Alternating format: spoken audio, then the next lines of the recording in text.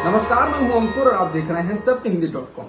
सत्य हिंदी का Android app आ चुका है। उसको डाउनलोड करने के लिए आप इस वीडियो के डिस्क्रिप्शन में जा सकते हैं। वहां पे आपको एक लिंक मिलेगा जहां से आप ऐप को डाउनलोड कर सकते हैं। इसके अलावा इस ऐप को आप गूगल प्ले स्टोर से भी डाउनलोड कर सकते हैं।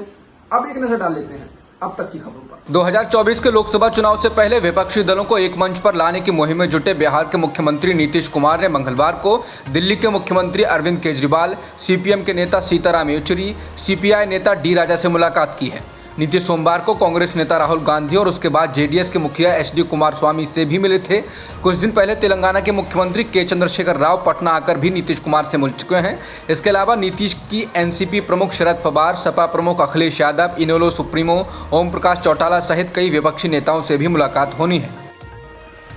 सीपीएम के नेता सीताराम येचुरी से मुलाकात के बाद नीतीश कुमार ने पत्रकारों से कहा कि उनके सीताराम येचुरी से बहुत पुराने संबंध हैं।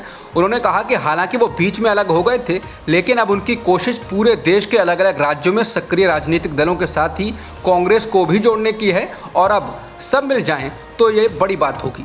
नीतीश ने एक बार फिर कहा कि वो प्रधानमंत्री पद के उम्मीदवार नहीं बनना चाहते और सभी राजनीतिक दलों को साथ लाना चाहते हैं।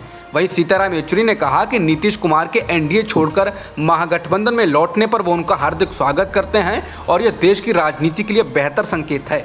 उन्होंने कहा कि सभी राजनीतिक दलों को मिलकर देश के संविधान को बचाना है। नीतीश कुमार के दिल्ली में विपक्षी नेताओं से मुलाकात के बीच बीजेपी नेता और पूर्व केंद्रीय मंत्री रविशंकर प्रसाद ने कहा कि प्रधानमंत्री पद पर कोई वैकेंसी नहीं है। उन्होंने कहा कि जितनी कोशिश नीतीश कुमार आज दिल्ली में कर रहे हैं, अगर उतनी बिहार के विकास परियोजनाओं पर की होती तो इतने बिहारी युवा बेरोजगार ना होते। रविशंकर ने ट्वीट कर कहा कि नीतीश जी, राहुल गांधी के साथ आपकी मुस्कुराती तस्वीर टीवी और अखबारों में देखी, सोचा आपको स्मरण कराऊं कि आप तो डॉक्टर राम मनोहर लोहिया के शिष्य हैं, जो गैर कांग्रेसवाद के पहले प्रवर्तक थे। आज कहाँ चले गए आप? ये जो हर एक के दरवाजे आप जाने की कोशिश कर रहे हैं, वो तो बहुत बड़े लोग भी घूम चुके हैं, पर नतीजा कुछ नहीं निकला। ये कौन सी आपकी महत्वाकांक्षा जाग गई है? प्रधानमंत्री पद की कोई वैकेंसी नहीं है और बहुत से दावेदार विपक्ष में पहले से ही खड़े हैं, आप भी खड़े हो जाएं। रविशंकर ने एक के बाद एक कई ट्वीट कर कहा कि व्यक्तिगत महत्वाकांक्षा और कुर्सी के लोभ के लिए जिस प्रकार से नीतीश जी दिल्ली में प्रयासरत दिख रहे हैं, यदि इतना ही प्रयास बिहार में विकास के प्रोजेक्ट और उद्योगों को लाने के लिए किया होता तो आज बहुत से बिहारी युवाओं को रोजगार मिला होता। 4 दिवसीय भारत दौरे पर आई बांग्लादेश की प्रधानमंत्री शेख हसीना ने आज भारत के प्रधानमंत्री नरेंद्र मोदी से मुलाकात की। मुलाकात के दौरान प्रधानमंत्री नरेंद्र मोदी ने ऐलान किया कि दोनों देशों के बीच कुशियारा नदी के जल के बंटवारे पर एक समझौता हुआ है। प्रधानमंत्री कार्यालय की ओर से ट्वीट कर कहा गया है कि आज हमने कुशियारा नदी से जल बंटवारे पर एक महत्वपूर्ण समझौते पर हस्ताक्षर किए हैं। इससे भारत में दक्षिणी असम और बांग्लादेश में सिलहट क्षेत्र को लाभ होगा। पीएम मोदी ने कहा कि ऐसी 54 नदियां हैं जो भारत बांग्लादेश सीमा से गुजरती हैं और सदियों से दोनों देशों के लोगों की आजीविका से जुड़ी रही हैं।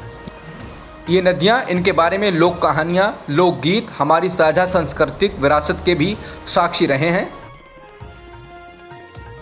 बांग्लादेश की प्रधानमंत्री शेख हसीना से मुलाकात के दौरान पीएम मोदी ने कहा कि भारत और बांग्लादेश को आतंकवाद और कट्टरपंथी ताकतें जो दोनों देशों के आपसी भरोसे पर हमले करती हैं, उनसे साथ मिलकर लड़ना चाहिए।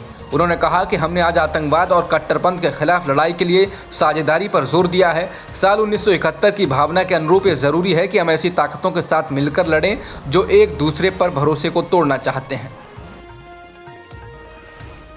दिल्ली की अरविंद केजरीवाल सरकार के द्वारा लाई गई और फिर वापस ली गई आबकारी नीति के मामले में जांच एजेंसी ईडी मंगलवार को दिल्ली एनसीआर व कई शहरों में लगभग 30 जगहों पर छापेमारी कर रही है। बता दें कि आबकारी नीति को लेकर दिल्ली में बीजेपी और आम आदमी पार्टी के बीच अच्छा खासा घमासान छिड़ा हुआ है। इस बीच डिप्टी सीएम मनीष सिसोदिया ने एक बार फिर कहा है कि सीबीआई को तलाशी में कुछ नहीं मिला और ईडी को भी कुछ नहीं मिलेगा। आबकारी नीति में हुई कथित गड़बड़ियों के मामले में अभियुक्त बनाए गए समीर महेंद्रू के दिल्ली स्थित आवास पर भी ईडी छापेमारी कर रही है। इसके अलावा गुड़गांव, लखनऊ, हैदराबाद, मुंबई और बेंगलुरु में भी कई जगहों पर ईडी की छापेमारी चल रही है।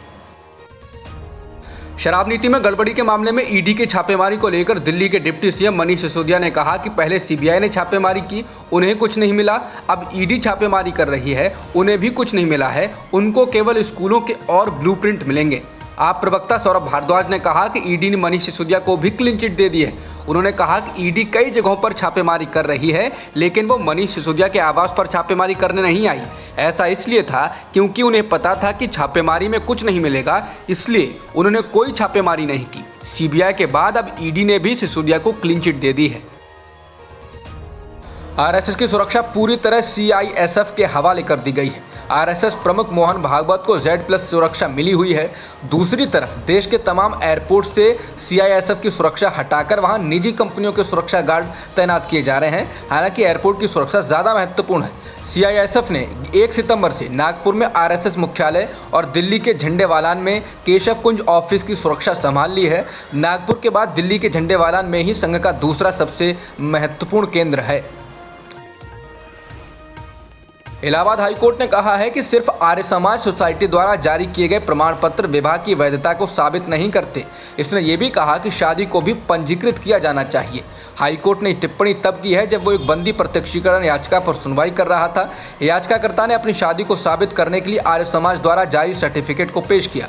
टाइम्स नाउ की रिपोर्ट के अनुसार बंदी प्रत्यक्षीकरण याचिका पर सुनवाई करते हुए न्यायमूर्ति सौरभ श्याम शमशेरी ने कहा, अदालत विभिन्न आर्य समाज समितियों द्वारा जारी किए गए विवाह प्रमाण पत्रों से भर गई है, जिन पर इस अदालत के साथ साथ अन्य उच्च न्यायालयों के समक्ष विभिन्न कार्यवाही के दौरान गंभीरता से विचार किया गया है। अदालत ने आगे कहा, उक्त संस्था ने दस्तावेजों की वास्तविकता पर विचार किए बिना विवाह आयोजित करने में अपने विश्वास का दुरुपयोग किया है। उत्तर प्रदेश सरकार की ओर से राज्य में गैर मान्यता प्राप्त मदरसों का सर्वे कराए जाने को लेकर दिल्ली में जमीयत उलेमाए हिंद की बैठक हो रही है। इस बैठक में सर्वे के खिलाफ कोई राजनीतिक प्रस्ताव पास हो सकता है। बैठक में जमीयत उलेमाए हिंद से जुड़े तमाम आला पदाधिकारी शामिल हुए हैं। जमीयत उलेमाए हिंद देश के सुन्नी मुसलमानों की प्रमुख संस्था है। इस मामले में उत्तर प्रदेश सरकार के अल्पसंख्यक कल्याण राज्य मंत्री दानिश आज़ाद अंसारी ने न्यूज़ चैनल आज तक से बातचीत करते हुए कहा कि चर्चा करने में किसी भी तरह की कोई परेशानी नहीं है और जमीयत के लोगों के पास अगर कोई सुझाव हो तो वो सीधे सरकार को भेज सकते हैं। उन्होंने कहा कि लखनऊ में एक मदरसे को लेकर वहां एक बच्चे को टीचर के द्वारा जंजीर से बांधने की शिकायत आई थी और इसके बाद ही गैर मान्यता प्राप्त मदरसों के सर्वे की बात सामने आई। अंसारी ने कहा, इसके पीछे वजह ये पता करना है कि बच्चों को मदरसों के भीतर सारी सुविधाएं मिल रही हैं या नहीं। बता दें, मदरसों पर सर्वे को लेकर AIMIM के सांसद असदुद्दीन ओवैसी ने भी सवाल उठाए थे। उन्होंने इसे छोटा NRC बताया था। अब तक की खबरों में इतना ही। बाकी खबरों के लिए बने रहिए सत्यहिंदी.com के साथ।